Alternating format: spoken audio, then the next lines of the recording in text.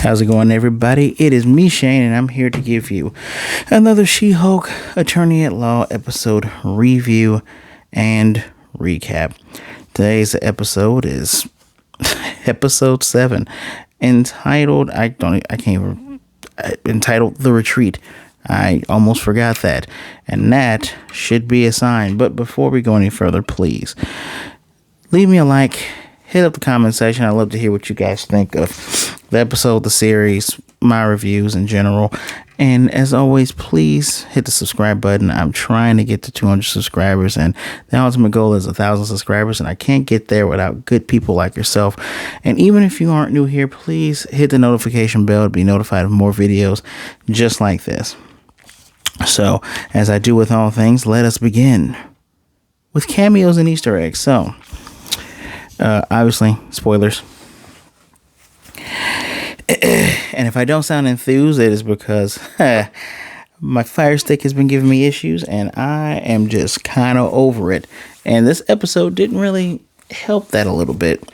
So, cameos, Easter eggs. We get 4 people. Now, you've probably seen the trailer that led up to today's episode, where we have Aguilar and Manbull. Manbull is a Daredevil villain, so there's your little Easter egg for Daredevil.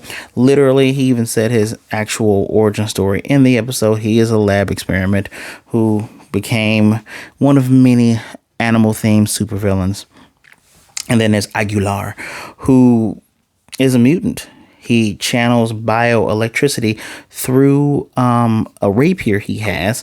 The running joke or running gag is about him being a matador and having this codependency with Manbull, which, yeah, it was all right. They did get to show off his power, and the effect on that actually looked very good.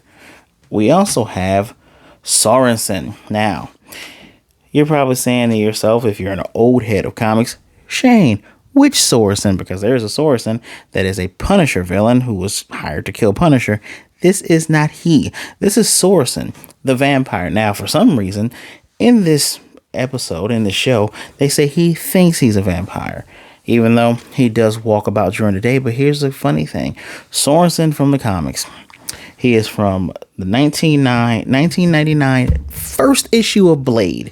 He is the oldest vampire. He's the one that we call Nosferatu. So yeah, if you remember, I don't even know how you could forget, but if you remember the first Blade movie, once you get to a certain power level of vampire, you don't have to hide from the sun. Although it just naturally weakens you, but it doesn't turn you into dust. Now, he was played up as a gag, so it's safe to say no Sorensen in the Blade movie, which, funny enough, we're talking about Blade. I'm going to be talking about not just She-Hulk, but I'm going to be talking about 3 other things from Marvel in this, because I would do reactions and news, but you guys don't really watch those from me. So I'm going to put them in here. We're having issues with Blade, apparently, because Maslany Ali doesn't like that there's 2 lackluster action scenes, and it's a 90-page script. Now, I don't know, even though I do write, I don't know how long usually Hollywood scripts are for blockbuster movies, especially when you have award-winning actors like Maslany Ali. So, you know, he asked for Blade. Blade, the movie with Wesley Snipes, is what kicked off this superhero hype. Mr. Kevin Feige, I doubt that you watch my videos, but hey, if you just happen to fall upon this video and you're 4 minutes in, please, if you got to get Ryan Coogler to do the script or whatever for Blade, please get someone that is competent to fix these things. Blade is the one movie that cannot be average. You cannot mess it. When I say it cannot be average, it cannot be, oh, Blade was okay. No, it needs to be Blade was great. 2 action scenes for Blade? No. At least 4 to 5. At least. Think about how many action scenes the first Blade had. It opened with an action scene. But yeah, so needless to say, no Sorensen. We would probably get Deacon Frost. We should get Deacon Frost, right? Everybody likes the rehashing of the first villains and the guy that turned him into a vampire. Now let's talk about Porcupine. And all you probably like, that guy looks really dumb. Well, here's what's so funny about Porcupine. That suit is 100% comic books accurate. I am not kidding you. I do not feel like putting up a picture of him with my phone right now, but look up Porcupine Marvel. That is literally his first costume. Now, it has changed over the years where he looks like Jiraiya from Naruto, throwing the little, quills with the little headdress thing, but that is 100% Porcupine. Porcupine first showed up in Tales of Astonishment, issue number 48. He is a frequent villain of Ant-Man / Giant Man Hank Pym, and to cap things off, he is dead in the comics because Captain America got him killed. Dude wanted to stop being a villain, wanted to give the Avengers his suit so it could be used for evil, and then Cap's like, hey man, you know what a Serpent Society is, help me out. And of course, he got killed through that whole kerfuffle. He said, I died as I live, as a loser. And Cap tried to let him, no man, you did a great thing. No, dude's dead. He died. So good job, Captain America. That's why you got judged poorly. If you know, you know. Avengers versus X-Men versus Eternals. Anyway, that is it for the cameos. We do have Emil Blonsky. This is, and since we're talking about that, he's on this retreat.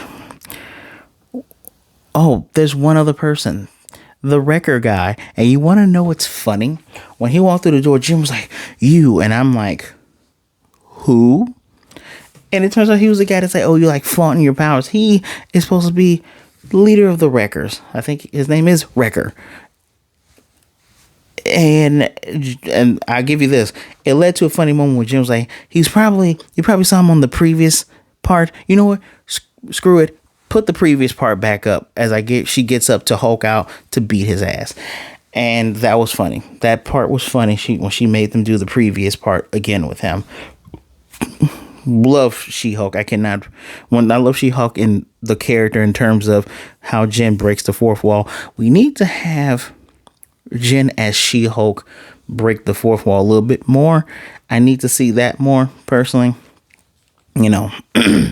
but I cannot wait for her and Deadpool to get in the same room, which, speaking of Deadpool, I talk about Deadpool towards the end. Anyway, yeah, I forgot who that guy was, but apparently he has turned a new leaf. I love the fact that Emil Blonsky is not trying to do that evil stuff anymore, and all these other guys are former villains or people who have issues who are there on that retreat. And the guy actually apologized to Jen. So good, you got your apology, even though she's very snarky. And the whole overarching plot for this episode is, remember Josh from last episode? They went on 3 dates. She snubbed him on the kiss the second time. For some reason, he tried to shake her hand the first time. And third time, they did the nasty, but he hasn't called her in 3 days. Blonsky's parole officer wants Jen to go with him because he doesn't have the extra manpower on Sundays. And he doesn't want to get beaten up if Blonsky is turned into Abomination because his inhibitor's off. Just turns out he got hit by electric fist because one of his favorite chickens ran out. Now, here's my thing. Why was Jen the only woman here? Perfect opportunity for you guys. You could have gotten rid of any of these guys, if I'm going to be honest with you. You wanted to keep Man Bull because you want a Daredevil reference. All right. You want to keep Sorensen because you want a Blade reference. Yeah. Midnight Suns, baby. Fun fact. Daredevil has never been a Midnight Sun, even though he's constantly pushed together by fans and comic book readers alike. It's pretty interesting. I digress. But keep those cool. You want a mutant, you don't have to have Aguilar. You can find any of the thousands upon thousands of female mutant characters whose powers are kind of meh. Because, funny enough, Aguilar actually first shows up in Power Man and Iron Fist. I actually wrote that issue down. Issue number 38. Issue number 38, where eventually he becomes a hero for hire. So I get it. You do a little reference to Luke Cage and Iron Fist. You know what? You didn't need Porcupine. You could have changed Porcupine for a female character, because it is so strange that Jen is the only female there. None of Emil Blonsky's 7 or 8 life partners are there. I found that weird as well. And I love the fact that all the guys are going, hey, delete his number. Maybe he ghosted you. You have to, and they're helping her come to terms with accepting herself and accepting Jen being amazing, and accepting her She-Hulk half as well, because Jen has been fighting this whole entire series about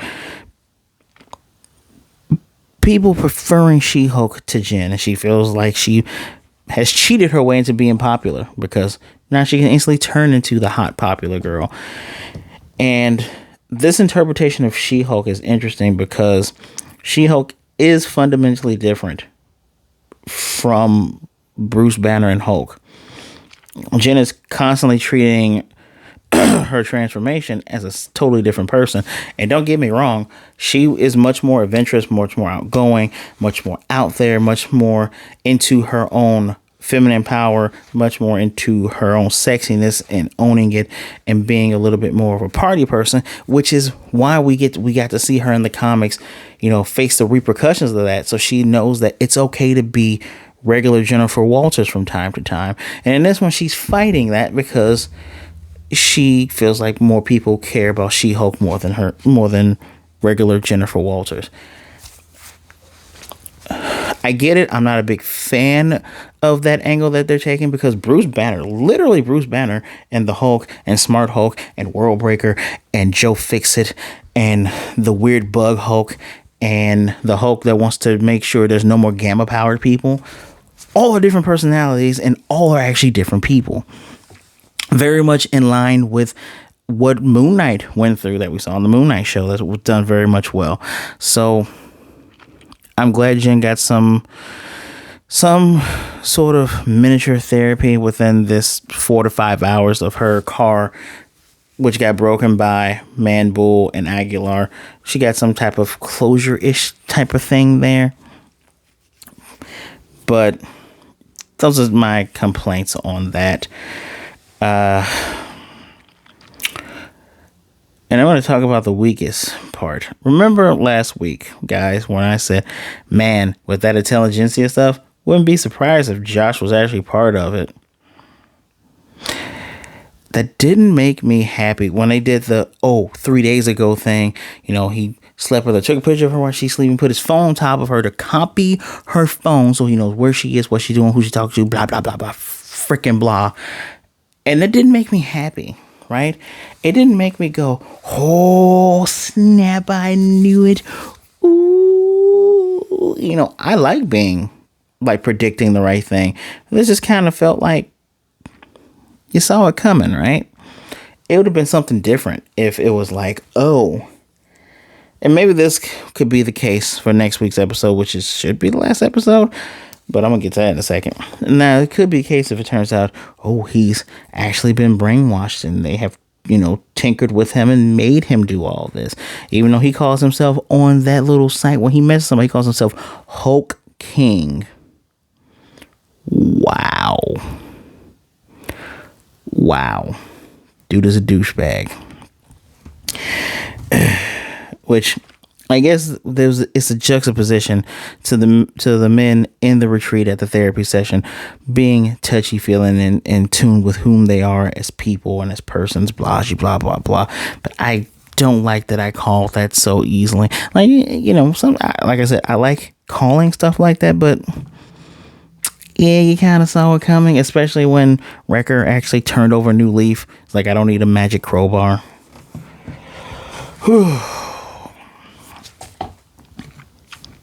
Now, what makes a good She-Hulk? What is the baseline? Remember, I do everything out of 5. What is average for She-Hulk? She-Hulk, great fourth wall breaking, get to see the greater world of the MCU, more world building. I appreciate seeing other characters D and E and F list characters, if I'm gonna be damn honest. But I enjoy seeing those characters because it's like, hey, here's a greater world. That guy's a mutant, if you know, wink, wink. This guy's a vampire, if you know, wink, wink. This guy is crazy. That guy is that. I love it. I love it. You get great cameos, right? The Bruce Banners, aka Mark Ruffalo's, the Emil Blonsky, Tim Roths, the Benedict Wong as Wongers. You get those good cameos, and they stand out, and they have tons of personality, and they interact with Jen so very, very well. Those are the baselines, right? On top of like seeing how Jen navigates through her everyday life of being more or less a celebrity superhero lawyer. Emil Blonsky was just kind of there. I appreciate that his character is consistent. We get to go back, do the callback to him, and it's like, oh, so he really is serious about all this. By the way, the retreat, the place has no Wi-Fi, which is funny because Jen says she's not going back until he gets Wi-Fi. Whatever. We don't get that cool Wong thing where we had Wong twice, and especially carried by Madison. Again, Mr. Kevin Feige, if you happen to be listening to this, which you're not, I really hope you put Madison in whatever other movie show thing you have Wong in, because man, Wong deserves some type of quiet life given the fact that Strange is off doing whatever Strange gonna do. Madison is amazing. You can build a Daredevil. You can build a Ghost Rider story off of her having made a contract with the Goat Devil thing. I'm just saying. But I digress as I'm saying this.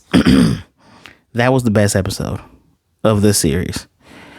This was not trash, but this was not at the constant fours, and the longer episode is a 5. I don't know if I gave it a 5. I feel like I gave it a 4. I'm giving that a 5, right? I'm giving episode 1 and Wonger's a 5. And Wonger's episode a 5, right? But this is a 3. No more, no less. No 0.5s, no 2.5s, no 3 point. It's just average, super average. And I really don't, I really don't like how,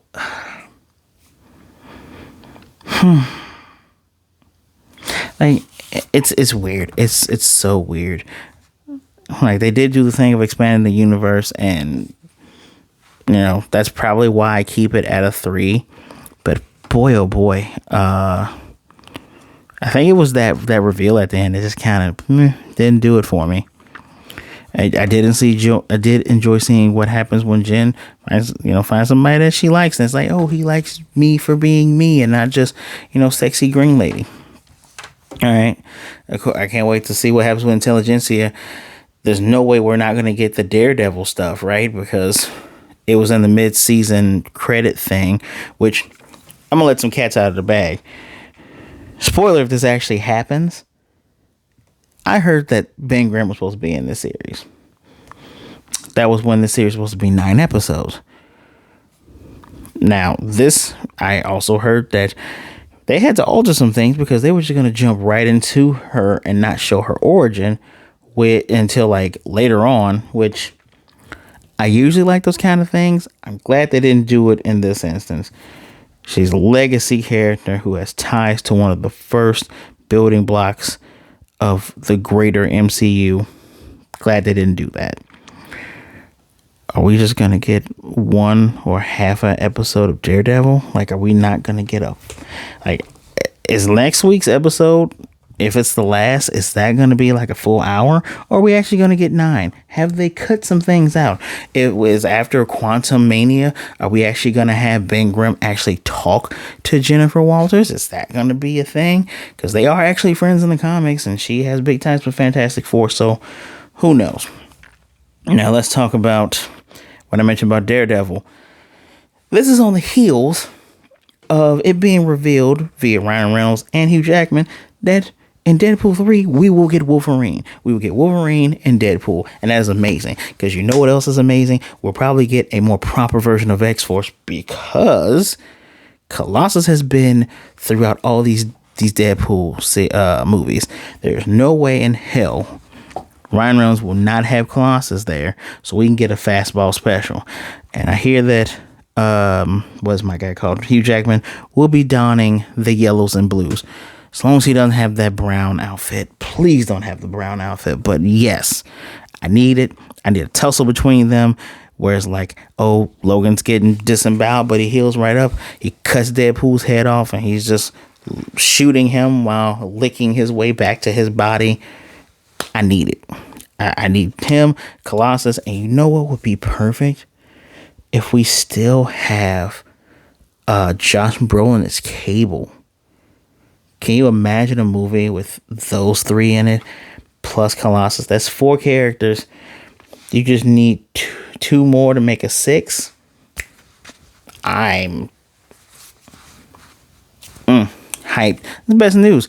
And you kind of wonder if, did they come forward with the Daredevil? Did Kevin Feige say, hey, yeah, you can drop that.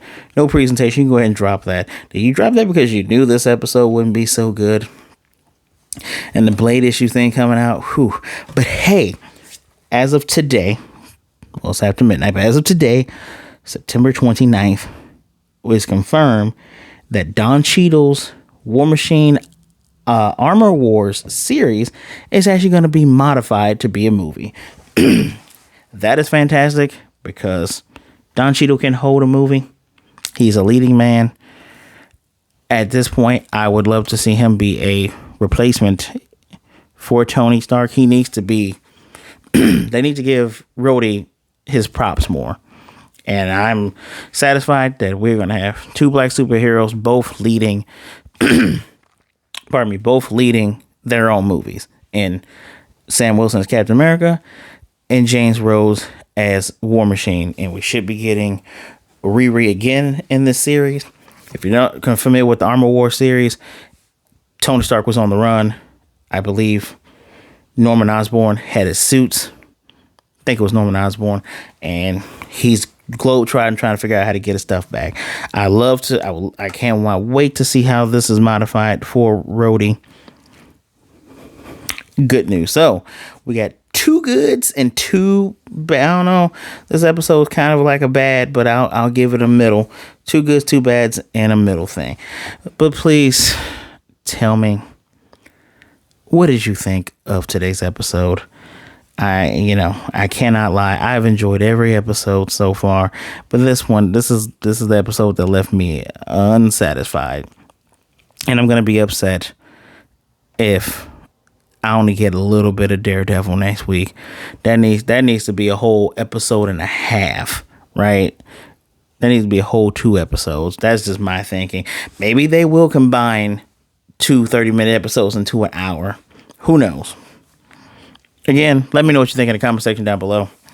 If you want me to actually do Marvel, not just Marvel news, if you want me to do comic book news or video game news, you want me to do, upcoming anime news, if you actually want me to do those things on a bi-weekly basis, I will.